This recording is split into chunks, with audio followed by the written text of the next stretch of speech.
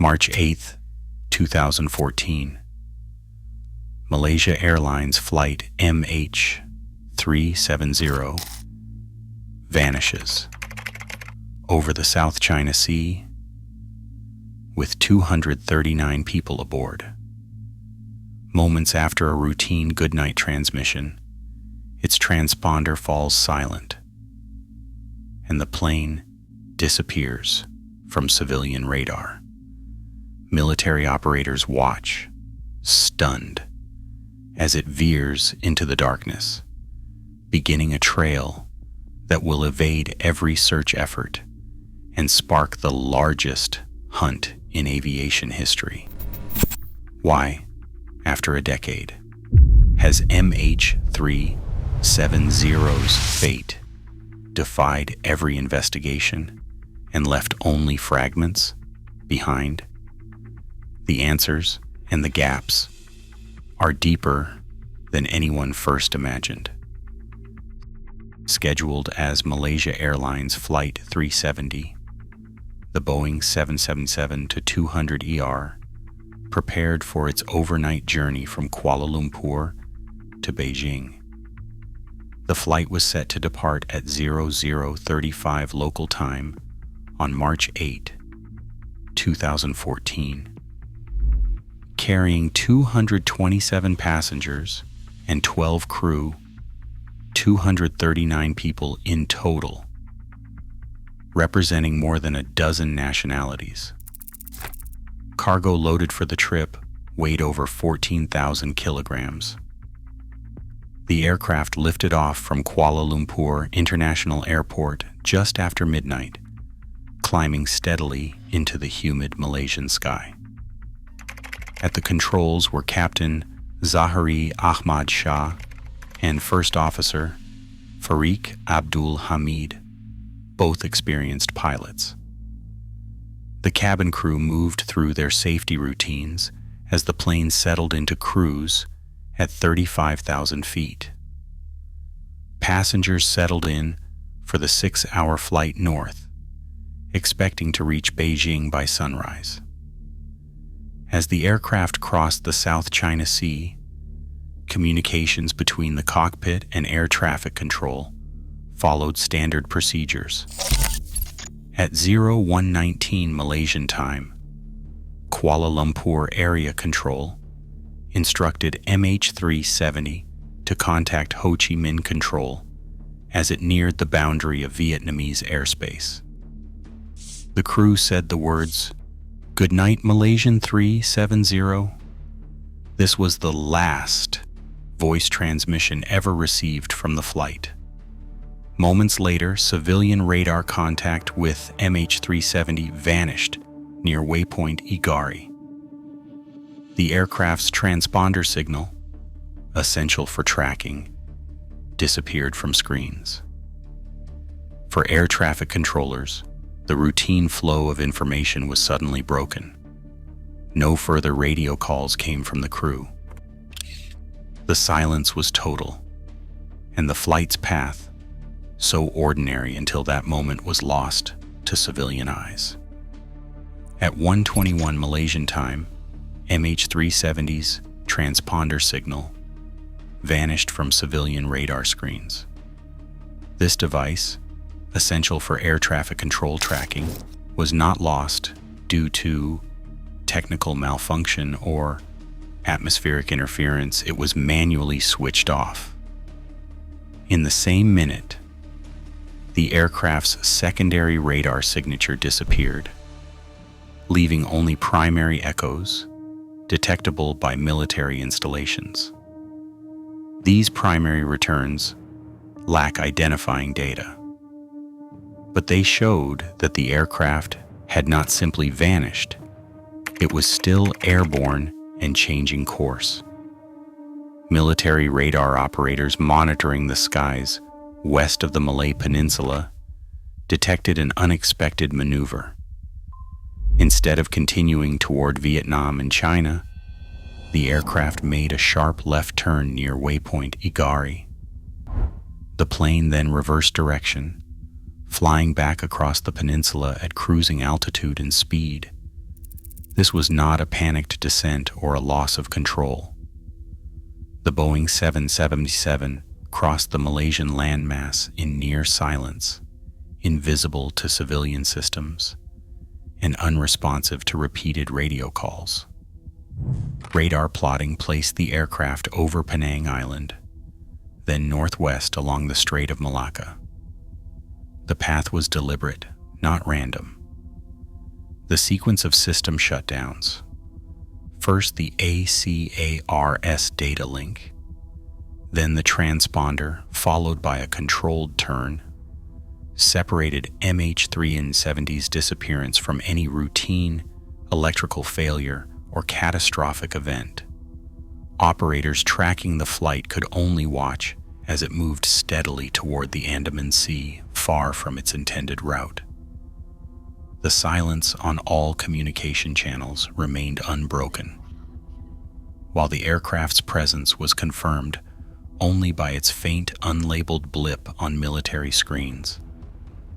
The combination of lost data and a precise, radar-tracked deviation left investigators facing a mystery that could not be explained by accident alone. In the hours after MH370 vanished from radar, investigators faced a blank map. No transponder, no radio, no flight plan to follow.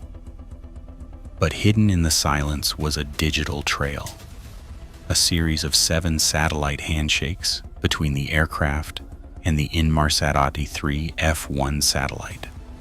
These handshakes were not position reports. Instead, they were automated log-on requests and responses recorded at routine intervals as the aircraft's satellite data unit checked in with the network. Each handshake produced 2 critical clues: the time it took for a signal to travel between the plane and the satellite, and the shift in the frequency of that signal as the aircraft moved. Inmarsat engineers called these burst timing offset, abbreviated BTO, and burst frequency offset, abbreviated BFO. BTO measures the round-trip travel time of the signal, which translates into a possible distance between the plane and the satellite. This creates an arc, a curved line on the map along which the aircraft must have been when the handshake occurred. With no GPS or direct position data, these arcs became the only evidence of MH370's location after it left radar coverage. BFO captures the Doppler effect, the change in signal frequency caused by the aircraft's speed and direction relative to the satellite. By analyzing the pattern of these frequency shifts, engineers could infer not just where the plane was, but whether it was flying toward or away from the satellite's position above the Indian Ocean. Frequency analysis proved essential to defining possible tracks. Across nearly 6 hours, MH370's satellite data unit responded to 7 handshakes. One occurred at 2:25, then hourly at 3:41, 4:41, 5:41, 6:41, and 7:41, with a final exchange at 8:19, all in coordinated universal time. No message ever included a precise position. Yet by combining the BTO arcs and BFO frequency shifts, investigators constrained the aircraft's path to a narrowing corridor over the southern Indian Ocean. The satellite data did not reveal why the plane diverted or who was in control, but it transformed a void of information into a set of mapped possibilities, turning invisible signals into the foundation for the largest search in aviation history. Investigators faced a blank stretch of ocean, but the handshake data from satellites began to narrow the possibilities. By mapping each signal's timing, engineers drew a series of arcs across the southern hemisphere, each one representing where the aircraft could have been at the moment of contact. These arcs, plotted hour by hour, traced a path that led away from shipping lanes and populated coasts deep into the southern Indian Ocean. The last handshake occurred at 8:19 Coordinated Universal Time. Analysis of the aircraft's fuel load, combined with its cruise speed and the timing of these satellite contacts, indicated that MH370 remained airborne for nearly 6 hours after leaving radar coverage.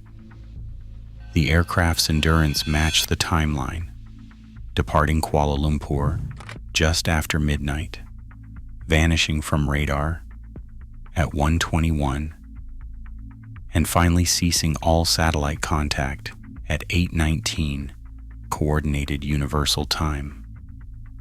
The distance covered during this period placed the aircraft thousands of kilometers from its original route, far beyond the reach of any standard search and rescue operation.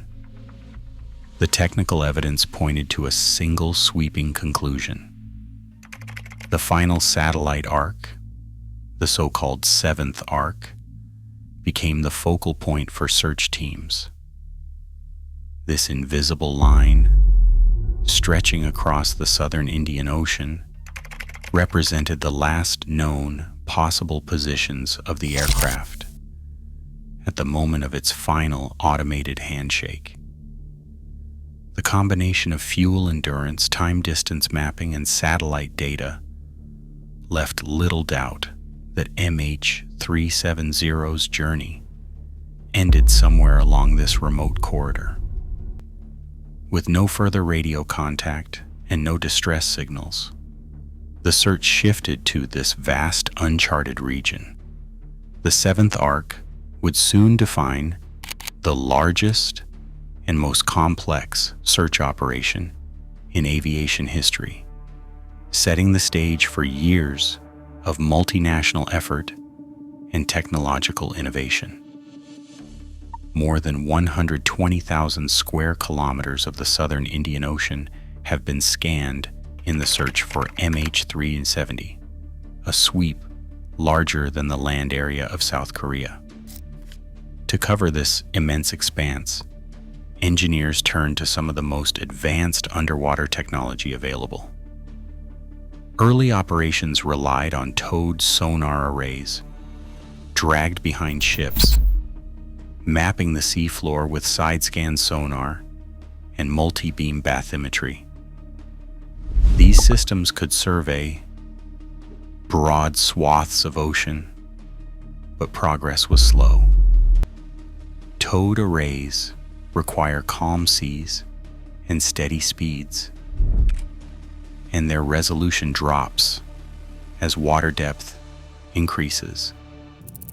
In the most remote parts of the search zone, depths exceed 6,000 meters. At these pressures, cables stretch and sway, and even the strongest equipment is vulnerable to fatigue and failure. Autonomous underwater vehicles brought a new level of precision. These robotic explorers operate independently, gliding just above the seabed for hours at a time. Each vehicle carries high-resolution sonar, capturing detailed images of the terrain below, ridges, canyons, and sediment plains that might conceal wreckage. The data is transmitted back to surface vessels for analysis, where teams pore over sonar returns, searching for the telltale shapes of aircraft debris among the natural clutter. Every sweep must account for the ocean's complexity. The seafloor here is not a flat plain, but a landscape of abyssal trenches, volcanic ridges, and shifting sediment. Sonar swath width narrows with depth, so mapping the deepest regions takes far longer than shallow water. Even a single anomaly can trigger days of follow-up investigation. Despite the scale of the operation and the sophistication of the tools, vast sections remain unsearched or only partially imaged. The absence of a discovery does not mean the effort was lacking. It is a measure of just how vast and challenging this underwater frontier remains. Ocean Infinity's 2025 search contract stands as an unusual deal in aviation history. The terms are simple. If the company finds the wreckage of MH370, it earns up to 70 million United States dollars. If not, there is no payout. This no find, no fee arrangement puts the risk squarely on the operator and aims to focus every resource on results, not just effort.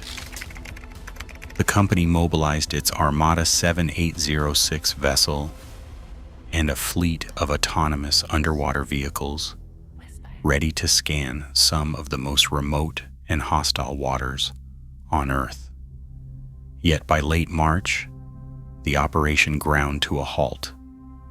The southern Indian Ocean, notorious for its unpredictable weather, delivered weeks of storm systems and waves, regularly topping 10 meters. These conditions far exceeded the safety limits for launching or recovering underwater vehicles. Wave height thresholds are strict. Significant swells above 2.5 meters can force a suspension, and in 2025, the weather left no margin for error. With the search paused, Ocean Infinity's technology and crews remain on standby. The planned resumption depends entirely on improved sea states, most likely during the austral summer when calmer conditions are more common. Meanwhile, the contract remains active and the pressure grows.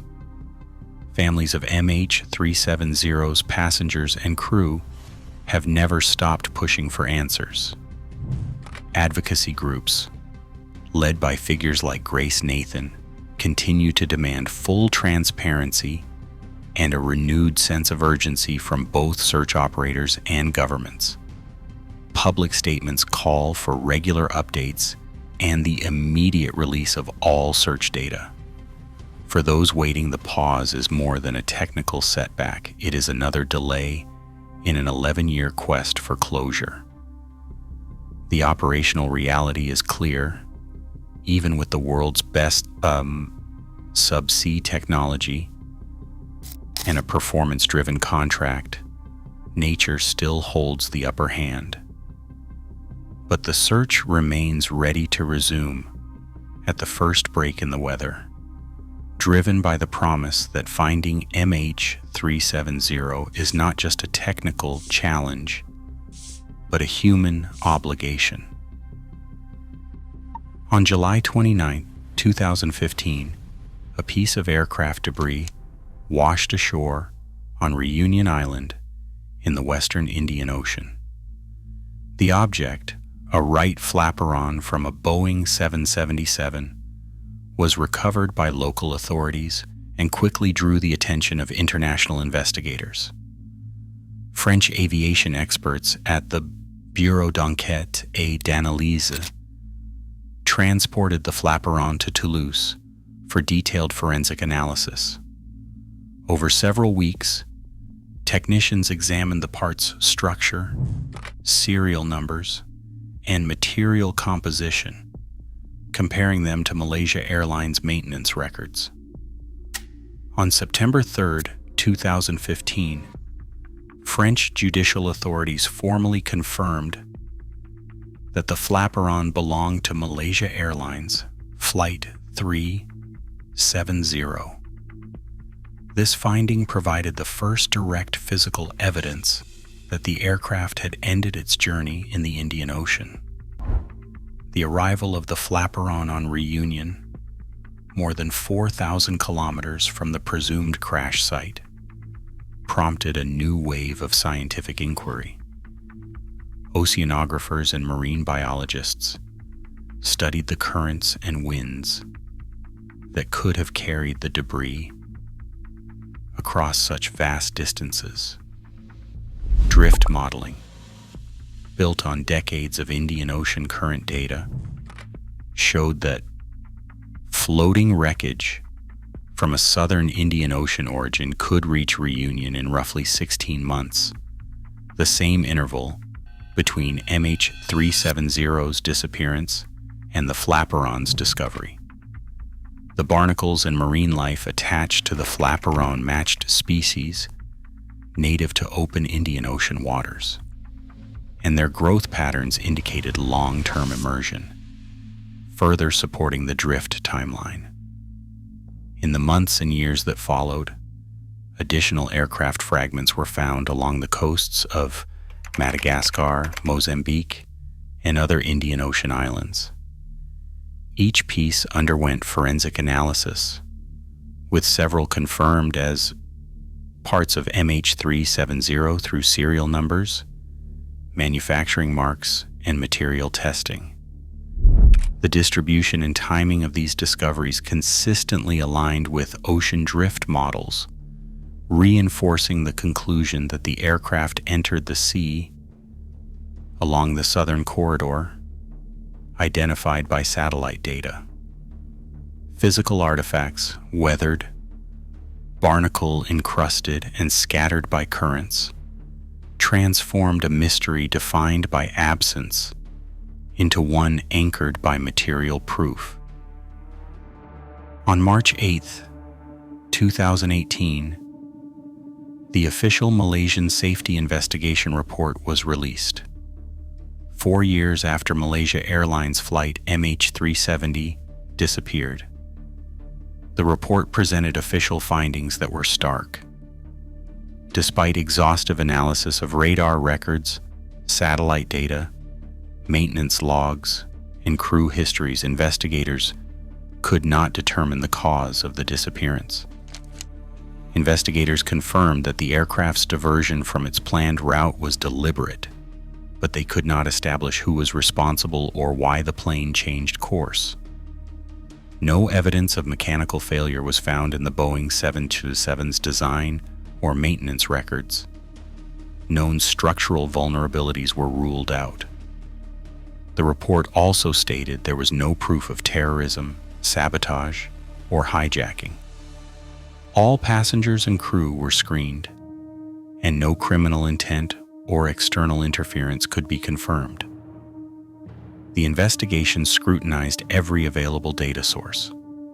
Radar tracks showed a controlled turn at IGARI, a deliberate shutdown of the transponder, and a stable cruise across the peninsula, actions inconsistent with a sudden technical failure. Yet without the cockpit voice recorder and the flight data recorder, analysis could not go further. The absence of these devices, often called the black boxes, left a critical gap. These recorders would have captured cockpit conversations, system warnings, and precise flight parameters in the final hours. Their recovery is essential for understanding what happened in the cockpit and which systems were engaged or disabled. The report's summary is blunt. The team is unable to determine the real cause for the disappearance of MH370. This verdict stands not as a failure of effort, but as a reflection of the evidence available. To resolve the mystery, investigators need access to the main wreckage and, most importantly, the flight recorders. Until these are found, every scenario, mechanical, human, or criminal, remains unproven. The next phase of investigation depends entirely on locating and recovering these missing pieces. The checklist for progress is clear: find the wreckage, recover the black boxes, and let the data speak.